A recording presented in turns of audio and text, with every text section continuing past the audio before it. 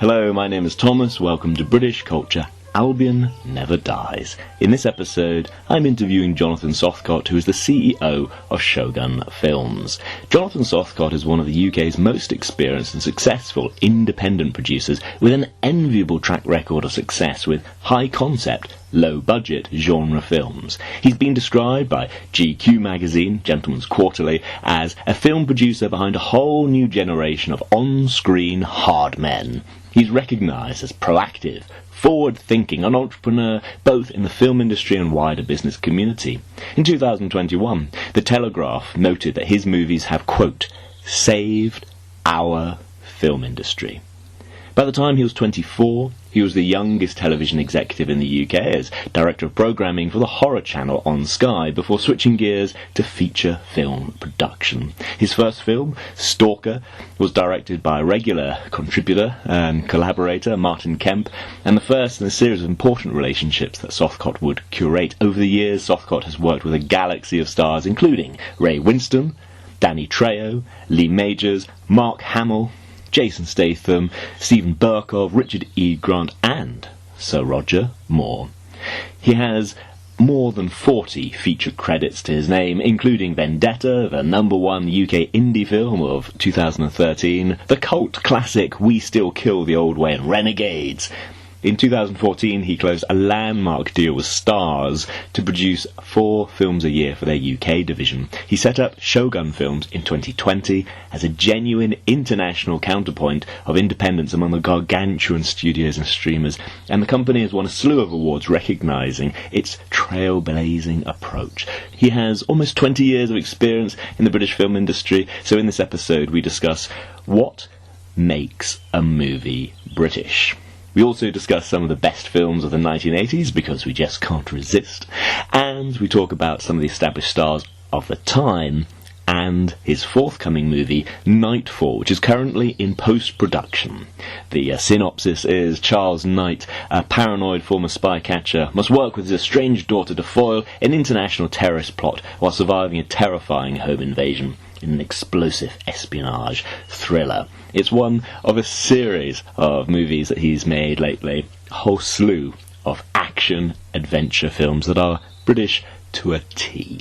Before making his name in feature films, Sothcott produced documentaries and moderated DVD commentaries for numerous cult films, including The Wild Geese, which we will talk about. We'll talk about Roger Moore, who's of course one of the stars in that film, along with Richard Burton, Richard Hawkins and Hardy Kruger. We'll talk about Roger Moore's son, Geoffrey Moore, Ian Ogilvy, an English actor, playwright and novelist best known as the star of the television series Return of the Saint, 78 to 79, in which he assumed the role of Simon Templar, who of course was played by Roger Moore, 1962 to 69. We'll talk about The Fourth Protocol, 1987 film starring Pierce Brosnan and Michael Caine, based on the 1984 book by the British novelist Frederick Forsyth.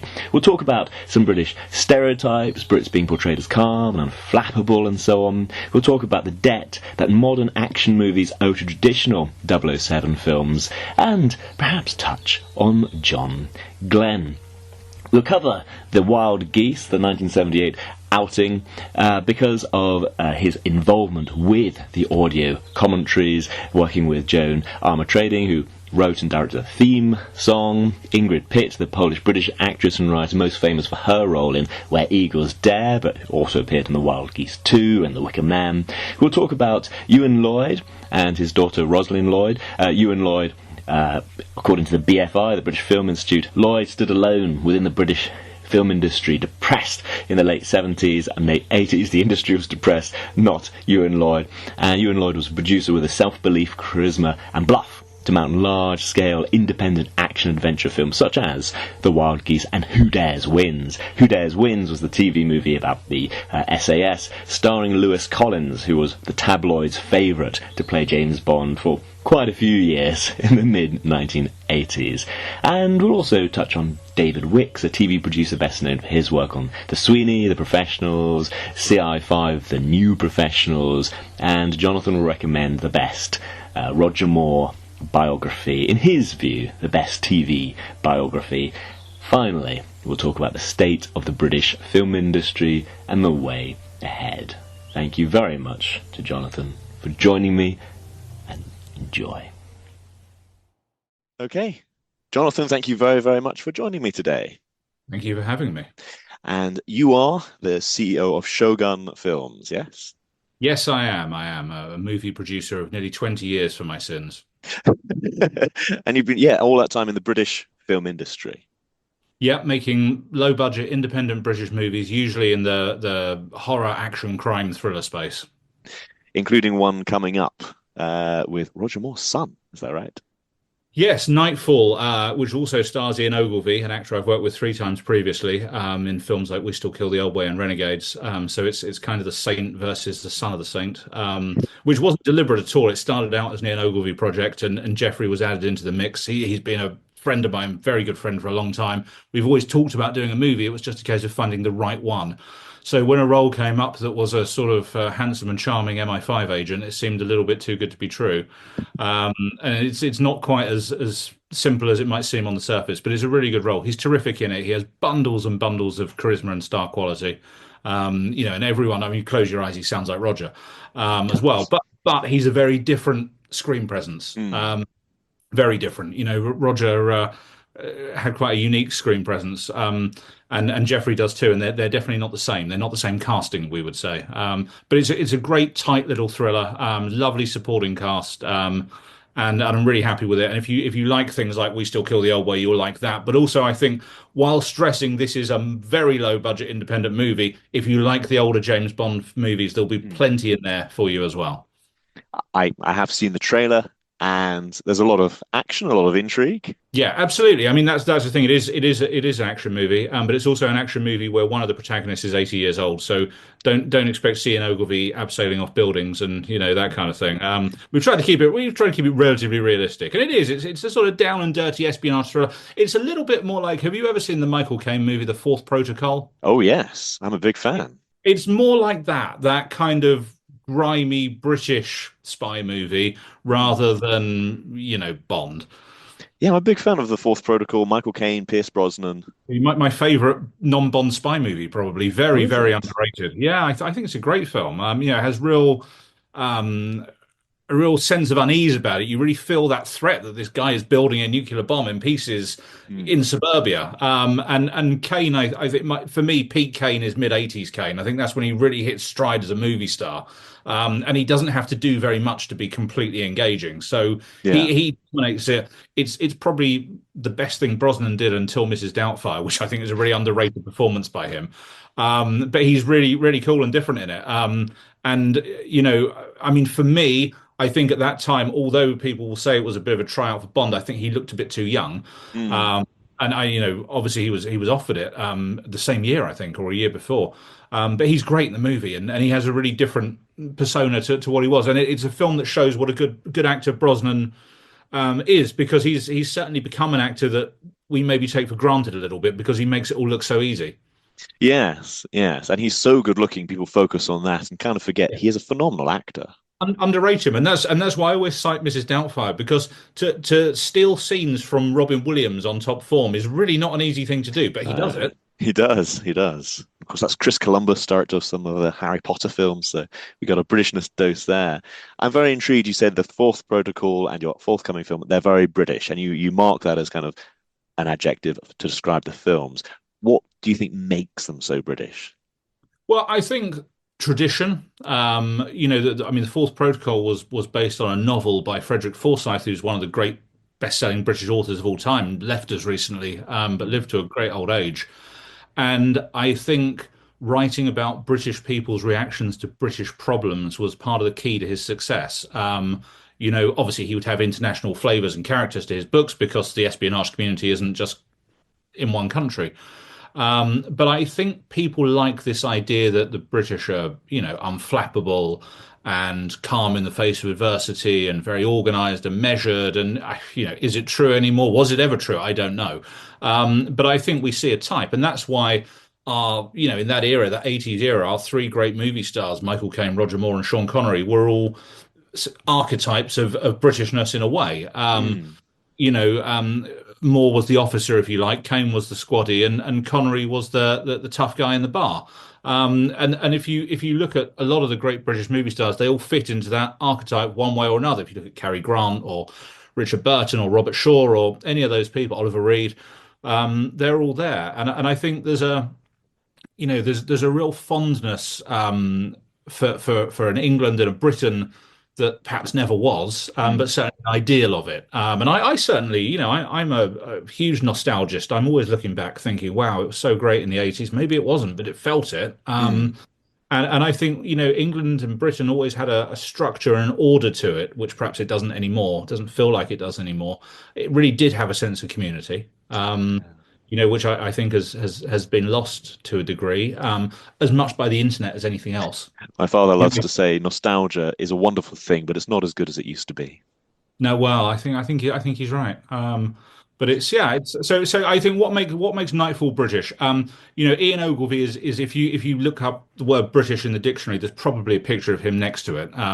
He's frightfully well spoken and a dashing old blade. And he's the sort of the protagonist in it. He has to protect his daughter. So essentially, the plot of Nightfall is that Rosalind, played by my wife Janine, she's a MI5 weapons tech. She goes on a secret mission with them, a black bag op. She doesn't know her boyfriend Hugh, which is Jeffrey Moore, is going to be on it too. So there's a little bit of tension. It goes wrong, and she ends up with a target on her back, and quite a serious target with mercenaries trying to kill her.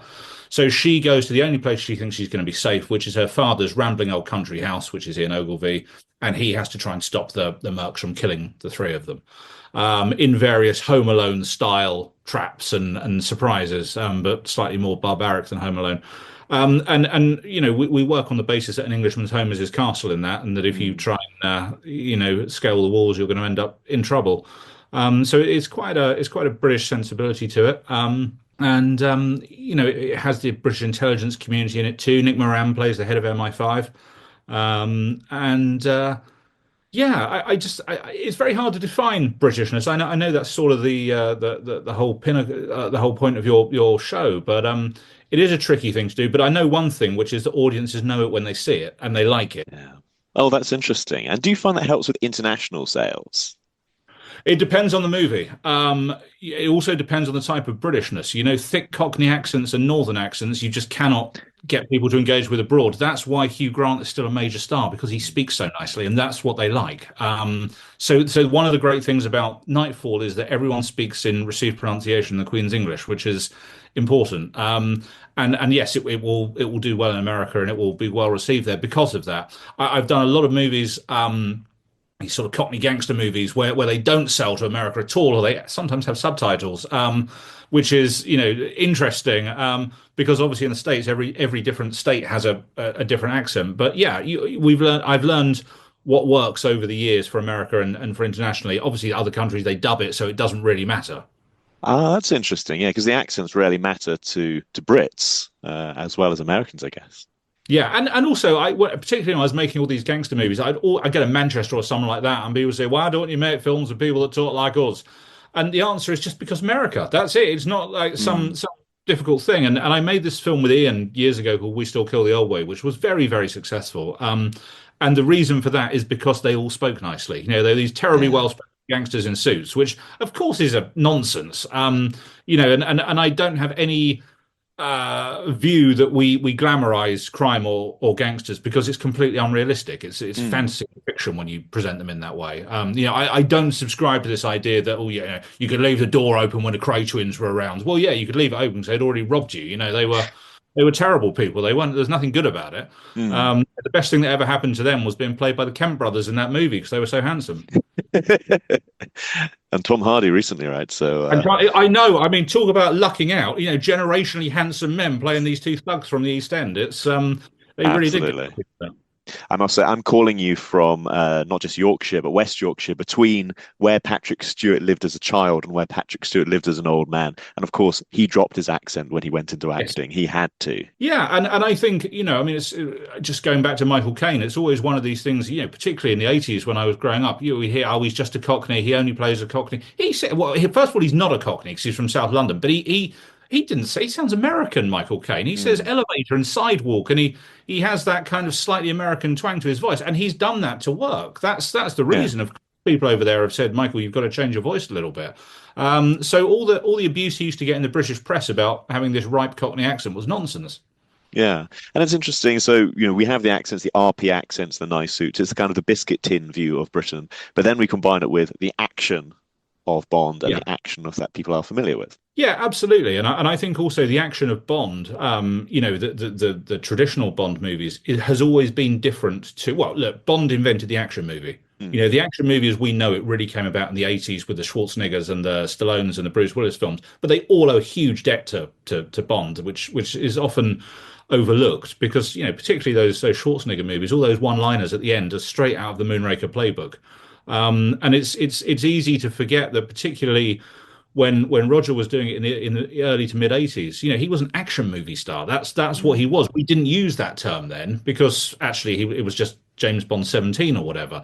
But that's what that movie, Octopussy was cleaning up at the box office when things like Cobra and Rambo and all those were coming out, and that was the competition. But it did it in a different way. It did it tongue in cheek. I know you had John Glenn on your show a while ago, who I think is the most underrated British director, probably ever. 5 fantastic movies back to back. Whatever their individual merits, is a consistent body of work. They're all good movies. This idea that you don't like this one, okay, but they're all good movies. Trust me. People say to me, "Oh, View to a Kill is a terrible movie." I say, watch more movies. It's great. And people moan that or License to Kill. Oh, it only took $150 million at the box office. Well, damn. I mean, that's a problem to have, isn't it? Yeah. I mean, a friend of mine recently rewatched it who had that view of A View to a Kill as the outlier, but watched it with his daughter, who was like, but it's fun. It's entertaining. Like, I'm entertained watching this film, Well, also, I think the biggest problem with A View to a Kill is that if they just addressed his age in the script, no one would moan. I mean, I think Never Say Never Again is an abortion of a movie. It's unwatchable drivel, but they address his age, and he looks older than Roger did in the other one. But if they just said View to a Kill, he's a bit older, and played into that, no one would mind. It's this weird attempt to pretend that he's in his 40s, and it's warming. The world is warming to A View to a Kill now, thank goodness. But I do see these guys, in their sort of mid-50s, go, "Oh yeah, he looked really old in that, Roger. He looked like an old man." And I think, really, did he? I'm glad you're telling us that. Thanks. He looks better than many of us. Exactly. He looked better at 75 than most of us do. It's very strange, but yeah, I mean, I think Bond really is the godfather of the action movie. I think it's become a little bit full circle now, and they have just become generic action movies in the Craig era. I think that's what will be the probably takeaway for it. But Bond is cyclical, movies are cyclical. It will find a way to come back. Mm-hmm. And you've mentioned the great man Roger Moore. We've talked about action films. I must ask you about a certain project you're involved with The Wild Geese. Yeah, The Wild Geese. I mean, what an epic movie. Arguably the greatest British action movie of all time. It was produced by a chap called Ewan Lloyd, who's sadly no longer with us, who also produced The Sea Wolves, Who Dares Wins. And he was a real rare breed of an independent producer, completely independent. He worked for Cubby Broccoli to start with. Pre-Bond, he worked for Cubby for a few years, and Cubby was kind of his mentor. And he put together these movies starting in the mid-60s by pre-selling them internationally, which was a very unusual practice at the time. It's what people do now. So he would go to a market such as Cannes, and he would sell them territory by territory with a big poster and say, "I've got Sean Connery and Brigitte Bardot in Shalako, or Roger Moore and Richard Burton in The Wild Geese," or whatever. And he'd get a lot of contracts, and he'd go to the bank and get them discounted, and he'd make the movie. Happens all the time now, but he was a real pioneer. And The Wild Geese was an unpublished manuscript he read by Daniel Carney, and he bought the film rights to it, and he set out to make the biggest British action movie of all time. And he put together Roger Moore, Richard Burton, Richard Harris, Hardy Kruger, Stuart Granger, and this phenomenal cast. I think at different points there was a bit of casting bingo. Michael Caine was going to play the Richard Harris role at one point. And he made this amazingly ambitious movie. I mean, in those days, the cast salary must have been $3 million, maybe more, which sounds like nothing now, but I can't stress at the time for an independent movie that was off the scale. He got in Andrew V. McLaglen, director, who was a cowboy director, and gave it this Western sensibility. And even though it's set in Africa, it's a real British feeling. It's these older mercenaries, all ex-servicemen. There's the leader, there's the planner, there's the cool one. It's a bit kind of like the A-Team. It's got that kind of feel to it. It's one of my absolute favorite movies. And I remember watching it with my mum very clearly when I was about 10. And eventually, when I was a journalist, I met Ewan Lloyd, the producer, and he became a real mentor to me. I would spend a lot of time with him at his house, and we would talk. And The Wild Geese was coming out on DVD, so this would have been about 2001, I guess, 2002. And I got in touch with a company that had bought the rights in the UK, who are called Mosaic. They no longer exist. And I said, look, I know you and I know a lot of the people involved. Why don't we make some special features for you? So we made this documentary called The Last of the Gentlemen Producers, which was a profile of Ewan. And I got Ewan and Roger and John Glenn to do a DVD commentary for it as well, which was amazing. My job on these things was really to be sort of interlocutor come prompter, and if it dried up, then bore people with trivia. But with those three, it was impossible. There's no drying there. That's an amazing room to be sitting in for the three of them watching that film. And the day we recorded that as well, in the studio, we filmed Joan Armour Trading, Ingrid Pitt, Rosalind Lloyd, all together as well for the documentary, because we were doing it, with a modicum of efficiency. So to work with literally all those people in one day was phenomenal. And everyone came out for Ewan. It was lovely because he was very well regarded. The only person who didn't, and not speaking of the dead, was Lewis Collins, but he was always a difficult devil, Lewis. I did get to know him quite well, but he was a funny bugger. But everyone else that we approached in a shot was there for you, and he was very, very fondly regarded. And I saw him last. We had lunch at Les Ambassadeurs, the famous gambling, just off Park Lane, just before he died, maybe 6 months before he died. And he was in great form. He's very, very supportive of what I was doing. By then, I just had a movie out called Vendetta, and he was chiding me that it was too dark, not in tone, but in picture. You have to make them light for the Americans. That's what he would say. And he was a wonderful, wonderful figure. Really, really very kind to me. Made a lot of introductions and was very helpful. I'll always be grateful for him. And I actually, the show we made for the DVD was called The Last of the Gentlemen Producers, which was a title suggested by his daughter, Roz. And after he died, I gave the eulogy at his memorial service, which I called Last of the Gentlemen Producers as well. And Roger was too ill to come to that. It was in a church in Kensington. It was 2016, so it was not long before he died. And he couldn't come. But David Wicks, the director of the Sweeney, was there. Barbara Broccoli was there. So imagine having to read a piece or recite a piece in front of Barbara. No pressure there. She was very charming and warm. She's very sweet. Obviously she was there representing Cubby.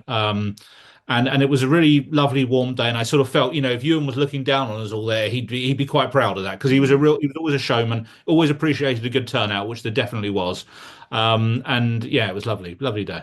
Well, that's wonderful to hear. Thank you very, very much. That's lovely to hear. And you mentioned Roger Moore. There's been a documentary on him last Christmas, I believe, for the BBC, narrated by Steve Coogan. Quite a few of us watched that. I'd have to ask, is there anything you'd like to add about Roger Moore's life story? Well, yeah, the doc was interesting. They came down to the set of Nightfall and they filmed Jeffrey doing some bits with Ian. I did a long interview with them talking about the non-James Bond movies. Wild Geese, The Man Who Haunted Himself. I also produced the DVD of The Man Who Haunted Himself with Roger. I did a commentary with him and Brian Forbes, and talked about all of those. And it didn't make the cut because it was a very short show. I think it was less than 80 minutes. I thought the director was excellent, Jack. He was a very nice, talented guy, very good at interviewing. I mean, obviously having been on that side of the camera before, I know how hard it can be. He was great. I didn't personally, I wouldn't have chosen to focus the show where it was focused. I thought there was too much about Dorothy Squires. I didn't really need to hear about all the love letters. It wasn't for me. On the other hand, I thought the kids came out of it really well. Jeffrey's such a natural on camera. So Deborah, so and they got Pierce Brosnan and Christopher Walken. I mean, come on, yes. Whatever the negatives people might think of, they got Pierce Brosnan and Christopher Walken. That's unheard of. I mean, I've never seen Christopher Walken talk about that kind of stuff before. And obviously, I've heard from Jeffrey all the stories about going out to Langan's with him and when he came to stay for Christmas and all this kind of stuff. But that was phenomenal, and that is a real mark of the great love that people had for Roger. I've never, in all my years making movies, I've never heard anyone say a bad word about him, No. apart from stupid film critics. But it's he really was well loved by everyone from the T-boy to the head of the studio. And that's a good time. I mean, there was another show. Have you ever seen the show called A Matter of Class? Roger Moore, A Matter of Class? No, no. Tell me about it. It was made, I guess, in the early 90s.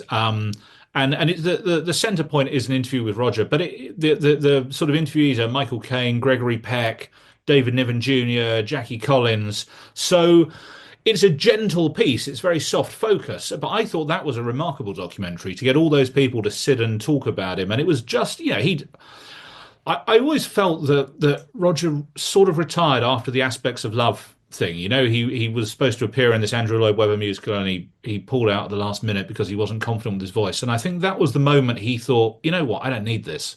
And to be the fact that was front page news, an actor pulling out of a stage show, was bona fide front page news, does serve to illustrate that he was one of the biggest stars in the world. And I thought, fair enough, because the way they reviewed him when he was great in movies. Imagine how they would have reviewed him if he'd been bad in a stage show. But I think that was, I'm going to repurpose my life, and Audrey Hepburn was getting him to do this UNICEF stuff, and he'd always been a very charitable figure. And this documentary is a really lovely snapshot of him at the height of his powers, at a time when he was, still looked very much like a movie star, and all of his friends were still alive, or most of his friends were still alive there.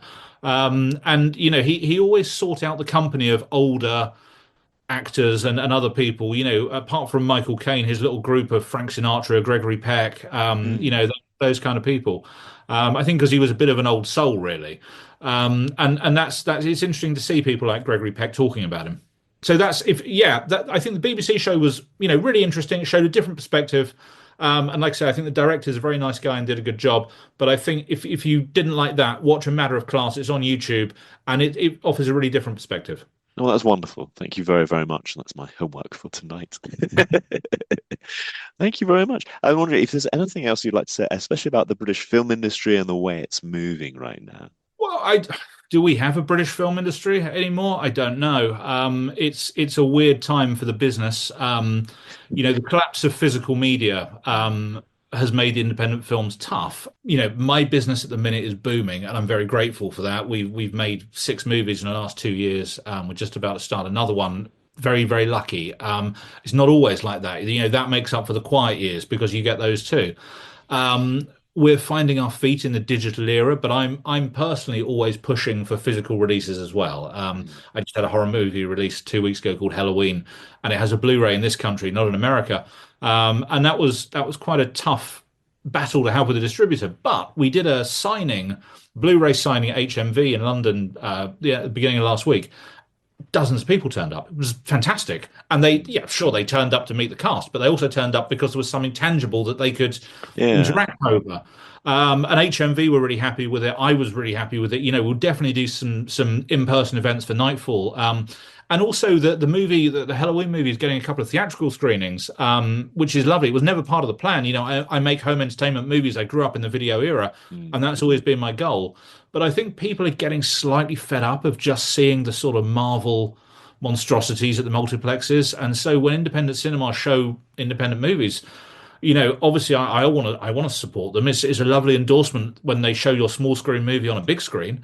So that's very flattering. And with Nightfall, I really want to harness the community of spy movie aficionados. Like I said, if you like The Fourth Protocol, you'll like Nightfall. Come and have a look. I guarantee you, if we show it on a big screen, there'll be some of the cast floating around there. And I'm always trying with Shogun to build a sort of community, an inclusive community of people that just love movies. A certain type of movie. If you want to watch some arty worthy thing, just forget us, delete us from Facebook immediately. That's not what we do. We just make fun popcorn movies. And although people say to me, "Oh, the name Shogun, you must be a big fan of Japanese culture." Sure, but really, the branding was from the sort of Canon, Carol Co. Those 80s logos that you'd see before a video. That was where it came from. When I was making the gangster movies, people would always say to me, "Oh yeah, Shotgun Films." It wasn't that. It was definitely Shogun was a conscious choice. Thank you very, very much for joining me. It's been a great pleasure to talk Thank about you. the state of the art. Thank you. Thank you very, very much to Jonathan Sothcott for joining me. Thank you for listening. And if any of that sound interesting to you, then do follow the links in the show notes and check out Shogun Films.